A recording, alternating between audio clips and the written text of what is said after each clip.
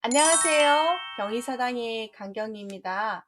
오늘은 준사급 한자를 한번 풀이해 드리겠습니다. 같이 한번 공부해 볼까요? 구독, 좋아요 한번 눌러 주시고요. 자, 준사급 한자의 3과 첫 번째 두 번에 나누어서 한번 해볼게요. 자, 무엇을 배우시냐면요. 준사급 한자 한번 보시겠습니다. 오를까, 고칠게, 손님께, 결단할 결, 공경할 경, 공변될 공, 빗장관, 구할 구, 줄급, 기약할 기, 터기, 능할 능, 기다릴 때, 도읍도, 이를 도, 명령할 령, 법식내, 법법, 군사병, 받들뽕 이렇게 배우시겠습니다. 다 배우신 후에 마지막에 한번 어떻게 간단하게 정리할 테니까 끝까지 한번 시청해 주세요. 자, 오를까자를 한번 보시면 이 한자를 조금 분해해서 한자는 뜻과 음이 이루어졌으니까 장정정이라는 한자와 입구가 결합한 한자예요. 장정이라고 하는 것은 한 16에서 20살 정도 되는 성인 남자를 뜻하거든요. 그렇다 보니까 성인이 되어서 입으로 어떤 말을 했을 때 될 수 있으면 옳은 말, 바른 말을 하게 되더라 해서 아니면 또 성인이 하는 말이 옳았다라고 해서 옳을까라고 하는데요. 또 어떤 책 보니까 이 장정정을 판사가 들고 있는 지휘봉처럼 봐서 판사님이 하시는 말이 옳았다 해서 옳을까 이렇게 되는 책들도 있던데 저 같은 경우는 성인이 옳은 말을 하였네 라고 해서 이렇게 한번 외우시겠습니다. 단어는 가능, 불가, 인가 이런 말 할 때 쓰는 한자예요. 두 번째 이제 고칠 개자를 보시는데 앞에 부분에 있는 게 몸기, 뒤에 있는 게 칠복자예요. 몸기는 나를 상징하겠죠? 내가 무엇인가를 잘못했다고 깨닫게 되었다면 칠복, 나를 다그치고 채찍질해서 다시는 그러지 않겠다라고 고치는 것을 우리가 고칠게라고 표현을 하는데요. 자기 몸을 때려서까지도 고친다. 스스로 개선한다 라는 뜻이어서 정말 개선, 착하게 되었다라는 뜻이든지 이 가죽혁자는 고치다라는 뜻이 있거든요. 새롭게 고쳐나가다 해서 개혁 이럴 때도 쓰는 단어가 되겠습니다. 그래서 항상 보실 때 한자를 좀 분해하셔서 뜻 하나, 음 하나 또는 그 뜻과 뜻이 만나서 어떻게 되는지를 좀 보시고 단어는 이런 게 있구나 라고 암기하시면 오랫동안 기억하실 수가 있어요. 또 한번 보죠. 손님 객자를 보시는데 여기도 집하고 각각각이에요. 그러면 집에 손님이 왔다는 뜻입니다. 집에 손님이 왔고 뒤에 부분에 각각각을 집어넣었으니까 집에 각각 다른 손님이 오셨네. 각각 계속 도착하시는 손님이시네. 이렇게 해서 집에 오시는 손님이 다 다르다라고 해서 손님 객자인데요. 손님하고 관계된 한자들 한번 볼까요? 객석이라든지 객실이라든지 관객이라든지 볼관자를 써서 그래서 이렇게 손님하고 관계되는 한자는 손님 객자를 쓰고 있습니다. 결단할 결을 한번 보시면 앞에 물수변 점 3개는 물수죠. 물수에다가 뒤에 있는 한자가 터질 쾌라는 한자인데 얘는 터질 쾌라고도 부르고 터질 결이라고도 부르는데 잘 보시면 이쪽 옆에가 터져 있잖아요. 가운데 앙자에서 그래서 물을 트게 하다라는 뜻인데 옛날에는 농사를 지을 때 저수지가 필요해요. 그러면 저수지에다 물을 받아 넣고 농사가 적절하게 가뭄이 되었을 때는 더 저수지물을 트겠죠. 그거에 대해서 중요한 결정입니다. 그래서 물꼬를 틀 것이냐 막을 것이냐 물줄기를 어떻게 할 것이냐에 대한 결정을 우리가 결단이라고 표현을 했대요. 그러다 보니까 단어를 보면 결정이다, 결심이다, 해결이다. 뭔가 결정 지을 때 쓰는 단어로 쓰고 있는 거죠. 그래서 물이 아주 소중하기 때문에 물을 틀 것인가 막을 것인가 결단했다네 라고 해서 이렇게 외우시면 좀 편하게 외우실 수 있고요. 자, 그 다음에 공경할 경자도 그렇게 쉽지 않은 한자예요. 이 앞부분에 있는 한자가 진실로 구자고요. 뒤에 있는 한자가 칠복자인데 진실로라는 말을 다른 말로 풀이름 구라고도 하고 좀 절실하다 이런 의미가 있을 수 있어요. 그래서 윗부분에 있는 한자가 풀초고 아래에 있는 한자가 글귀 구자잖아요. 그러다 보니까 이게 풀이름 구자인데 풀이라는 것 자체가 그렇게 포식하고 잘 먹고 잘 사는 의미는 아니잖아요. 그래서 풀을 먹고 산다라고 이렇게 외우셔서 내가 먹는 것이 그렇게 많지 않고 풀을 먹고 부유하게 살지 않지만 이라는 표현으로 진실로 내가 그렇지만 구차하게 살지만 해서 정말 진실로 구자에 구차할 거라는 뜻이 있어요. 구차하게 가난하게 살지만 내가 그러므로 그렇지만 칠복 그런 것을 떨쳐내고 잘 예의 바른 사람으로 살 것이다 라고 해서 공경할 경이라고 하는데요. 뜻이 좀 복잡해지잖아요. 그래서 이렇게도 합니다. 진실로 누군가가 나를 회초리로 때려서 가르친다면 그 마음이 진실되니까 나는 그렇게 지도해준 사람을 뭐 할 거야? 공경할 거야. 이렇게 하셔도 좀 편합니다. 다시 한번 이 앞에 있는 한자를 진실록으로 그대로 받아들여서 구차할고 이걸로 말고 진실로 나를 가르치는 사람이 나를 회초리로 때려도 나는 어떻게 한다? 그 사람을 공경한다. 이렇게 표현하시면 좋겠습니다. 부모들이 우리를 좀 꾸중하시고 채찍질 하셔도 정말 나를 사랑하는 마음에 하시는 건데 그게 뭐 아동 학대 수준으로 넘어가면 그건 심각한 거지만 정말 날 잘 되라고 하시는 꾸중도 있긴 있잖아요. 그렇지만 그런 부모를 한번 나를 꾸중했다고 내가 계속 미워할 수는 없는 거죠. 그런 마음을 이해하고 부모님을 더 공경하게 된다는 말로 이렇게 공경할 경자를 씁니다. 좀 사담이긴 한데 제 이름이 강경희잖아요. 제 경자가 이 공경할 경자를 씁니다. 가끔씩 내 이름자를 뭐 풀이하는 건 아니지만 공경할 경자를 보면서 내가 좀 다른 사람을 공경하고 이런 일에 좀 관여된 일을 하고 살게끔 만드신 이름은 아닌가 싶어서 더 남들을 더 공경하고 또 배려하고 이렇게 살려고 하는 그런 마음가짐이 좀 있어요. 제 경자를 보니까 좀 반가워서 정말 단어는 공경하다. 경로 혈친 사상할 때 노인을 공경하다. 이럴 때 쓰는 경자가 되겠어요.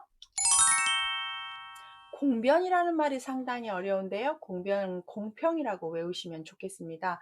나만 갖는 게 아니라 모두 함께 나눠 갖는다기 때문에 이 여덟 팔자의 부수의 해석을 보면 양쪽으로 똑같이 나눴기 때문에 이 여덟 팔자는 나누다라는 뜻이 있습니다. 그래서 나누다와 뒤에 부분 한자 사사사는 나라는 뜻입니다. 이렇게 나를 가르치는 모습이에요. 그래서 내 것을 공평하게 나눠서 쓴다 해서 내 것을 나눠 쓴다 공평하게 뭐 공공, 공식 다 사적인 것이 아닌 공적인 것 모두가 함께하는 것을 할 때 쓰는 단어가 되겠죠. 그래서 함께 나누다라고 이렇게 외우시면 좋아요. 좋겠어요?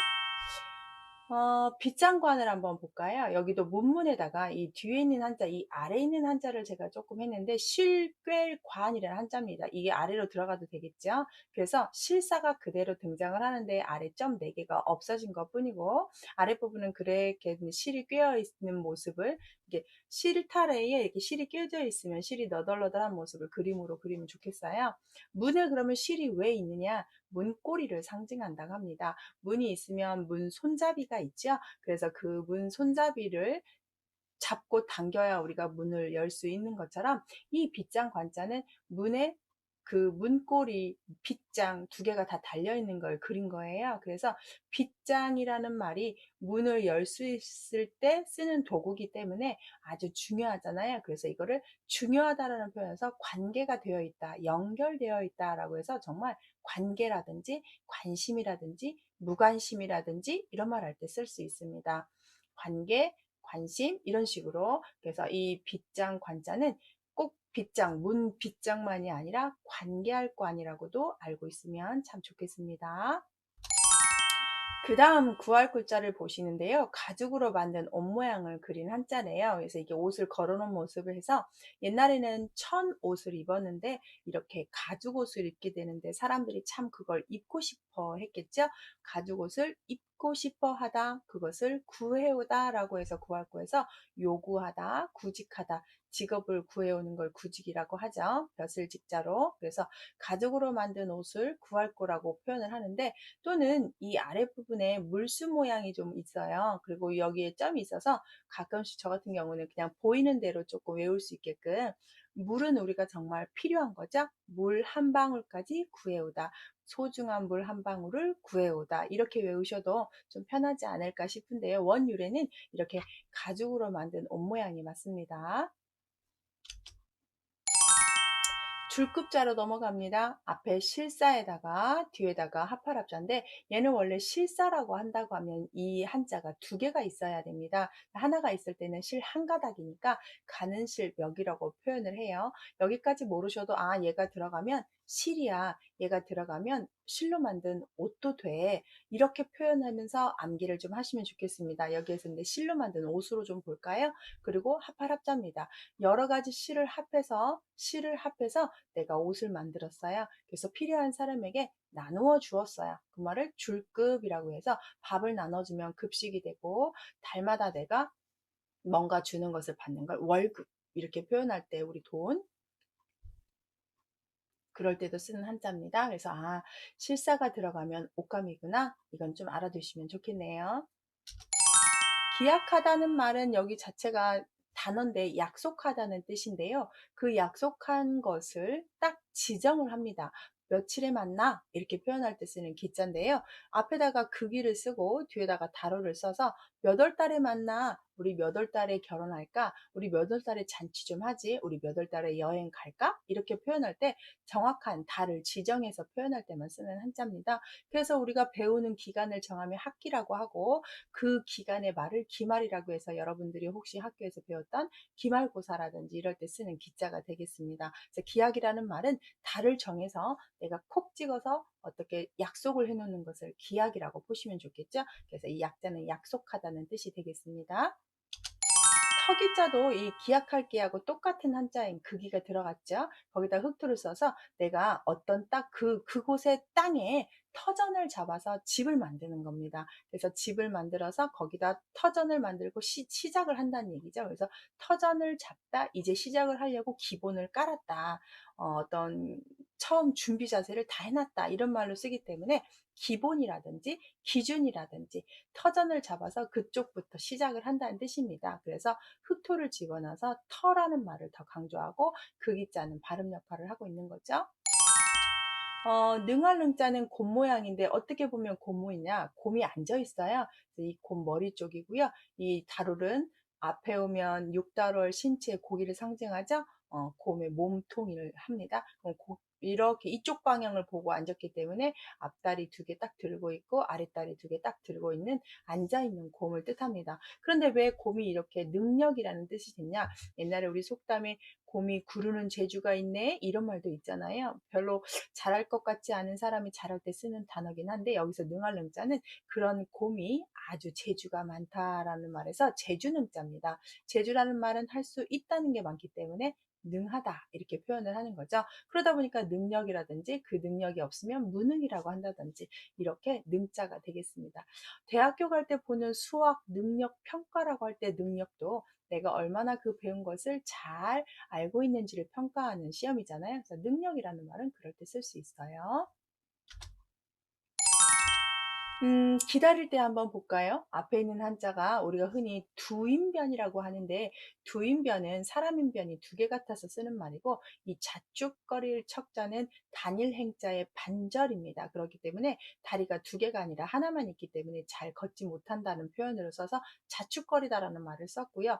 자축거리다라는 말 자체가 천천히 걷다가 돼버립니다. 일단은 뭐 천천히든 쩔룩거리든 걷는 걸로만 이해를 하시면 좋겠고 뒤에 있는 한자는 절사라고 나왔지만 이 절사는 관청이라는 뜻이 있습니다. 절사는 관청이라는 뜻이 있어요. 그래서 관청에 가서 나의 순번을 뭐 해요? 요즘은 번호표 꼭 기다리죠. 그래서 관청에 가서 나의 순서를 기다린다는 말에서 기다릴 때를 쓰는데 대접이라든지 환대라든지 기뻐할 환자니까 기뻐하며 대접을 한다는 뜻이겠죠. 그래서 이 단일 행자 같이 생긴 이자, 사람인처럼 생긴 이자는 걸어가다라는 뜻이 있다는 걸 꼭 알고 외우셨으면 좋겠습니다. 도읍도로 넘어가요. 이 도읍도자는 앞에 있는 게 사람 자자고 뒤에 오면 이런 모양은 고릅자가 됩니다. 그러면 사람들이 혼자 살지 않고 고을에 모여 사는데 한두 사람이 아닌 많은 사람이 모여 사는 마을을 뜻합니다. 그래서 마을과 마을을 더 연결시켜서 아주 큰 마을을 상징하기 때문에 이 도읍이라는 말은 도시, 수도 이럴 때 쓰는 한자가 되겠어요. 그래서 사람들이 고을에 많이 산다는 의미로 꼭 알고 있었으면 좋겠어요. 도시라든지 수도라든지 이런 말 할 때 이를 또자는 아주 쉬워요. 앞에 있는 한자가 이르다라는 뜻이고 뒤에 있는 한자 자체가 칼도자가 변형한 거잖아요. 이를지자의 해석만 그럼 알게 되겠는데 이를지를 잘 보십시오. 아래가 흙토고 위에가 새 머리 모양이랍니다. 새를 화살을 쏴서 딱 잡았다면 새가 하늘에서 쭉 해서 땅으로 떨어지겠죠. 그 떨어져서 땅으로 훅 떨어져서 땅에 도착했어. 이렇게 도착했어? 이 말을 한자로 뭐라고 해요? 이르렀어. 그러면 그 새가 땅에 이르렀어. 이 말에 이르다와 이를 그다음 칼도자에 도를 써서 어디에 도착하다 할 때 도착할 도자입니다. 그런데 보통 도착할 도라고 쓰지 않고 어디에 이르렀다, 다다랐다 해서 이를 도 이렇게 외우셔야 맞습니다. 명령할 영자를 보시면 위에 있는 한자가 모을 집자입니다. 합할합자 위에 거죠. 뒤에 있는 한자는 병부절인데 이 병부라는 말은 무릎을 꿇고 임금의 명령서를 받고 있는 사람을 그린 한자라고 합니다. 임금이 내가 너한테 명령을 한다는 증표를 주셔서 임금이 반절 갖고 내가 반절 가져요. 그래서 병사가 갖고 있는 조각이 병부절이고 이쪽으로 있으면 임금 거입니다. 그래서 임금 거 병부절은 쓰지 않아요. 임금 절자는 쓰지 않고 이렇게 신하가 갖고 있는 조각만 쓰고 있는데요. 이 병부를 받으려고 모였잖아요, 신하들이. 자, 이 임금의 신표 명령을 받으려고 신하들이 모였다면 무엇을 받으려고? 명령을 받으려고 모였겠죠. 그래서 명령할 영인데 그 임금 입장에서는 명령을 하는 걸 시키는 거잖아요. 그래서 우리 시키다라는 말을 누구로 하여금이라는 표현에서 이 훈음을 하여금령이라고도 부릅니다. 그런데 많이 우리가 익숙하게 하여금이라는 말을 쓰지 않기 때문에 하여금령은 약간 좀 많이 쓰임이 문장에서 보시면 좋겠고 대개는 명령이라는 말로 씁니다. 모아놓고 신표를 주시는 임금님 입장에서 쓰는 거죠. 그래서 정말 명령이라든지 법령이라든지 영 발음을 하기 때문에 조심을 하시고 이재금자랑 좀 비슷한 경우가 있죠. 이재금을 한번 써볼까요? 자, 이재금을 한번 보면 이재금은 이렇게 해서 이렇게만 쓰죠. 그런데 이 명령할 영자를 가끔씩 이렇게 이재금을 쓰고 이렇게 쓰고 여기다가 이렇게 하는 경우가 있어요. 그럴 때는 이 부분의 한자하고 이 이재금하고 비슷해서 조심을 하셔야 되는 부분입니다. 그래서 명령할 영자를 이렇게도 쓸 수 있다는 건 참고해서 알아두시면 좋겠습니다. 자, 그 다음 네, 법식례를 보시는데요. 사람인에다가 뒷부분에 있는 한자가 벌릴열인데 앞에 죽을 사변, 앙상한 뼈알이 나왔죠. 짐승을 잡아서 고기 부위별로 쭉 벌려놓은 상태인데 앞에다가 사람을 했기 때문에 사람이 그런 거 쭉 벌려놓다, 사람이 예시로 보여주다, 본보기를 보여주다 해서 원래는 본보기 레자입니다. 그 본보기를 기준으로 삼는다, 법으로 삼는다라고 해서 법식례라고도 합니다. 다시 사람이 뭔가를 벌려놨는데 그걸 기준과 법으로 정했다. 그거를 법식례라고 하는데요. 기본으로 보여주는 문장을 왜 예문이라고 한다든지 그것을 어떻게 써봐라 해서 쓰는 것을 용례라고 한다든지 지금 제가 여기다 이렇게 용례라고 쓴 것처럼 이것을 규칙에 맞게 쓸 때 이런 말을 씁니다 라고 보여주는 거잖아요. 그래서 벌려놓는 거죠. 이렇게 여러 가지를. 그래서 법식례는 본보기로 보여주다 해서 본보기례라고 하기도 합니다.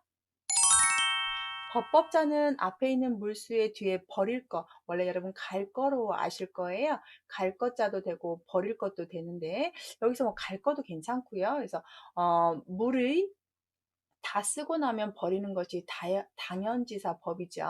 또는 이거를 갈 거라고 그대로 해석하시면 물이 간다. 자, 물은 어디에서 어디로 흐릅니까?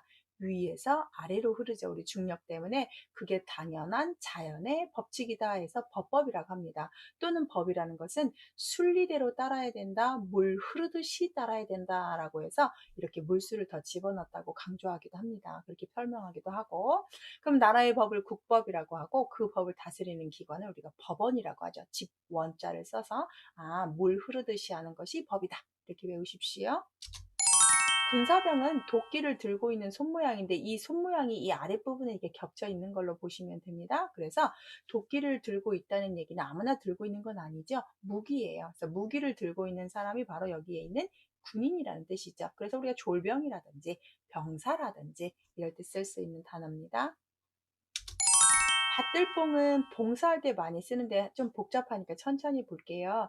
여기 손수에 들공에 무성할 봉자인데 손수하고 이 들공자가 결합한 한자가 위에 있는 한자입니다. 손수가 남아있기 때문에 여기에 석삼이 남아있고 들공을 하는 게 이 큰대처럼 받쳐져 있는 거예요. 그래서 손으로 들고 있다가 이 위에 있는 한자고요. 아래는 무성할 봉자인데 세 개였어야 되는데 하나가 없어져서 두 개가 됩니다. 그래서 손으로 많은 것을 받들고 있는 모습입니다. 우리 봄춘처럼 생겼죠?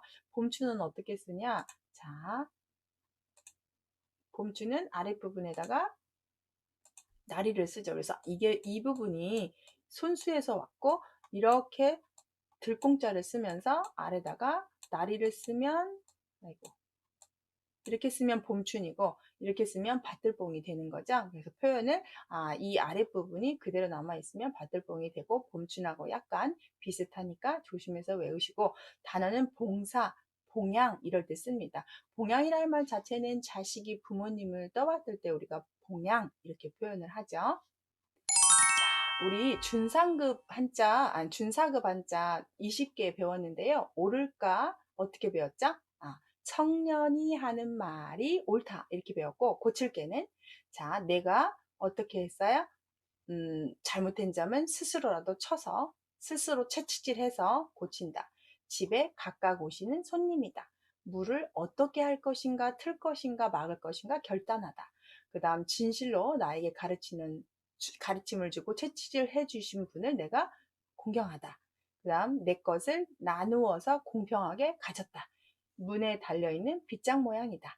그 다음, 여우 가죽 옷을 모양을 그린 거다.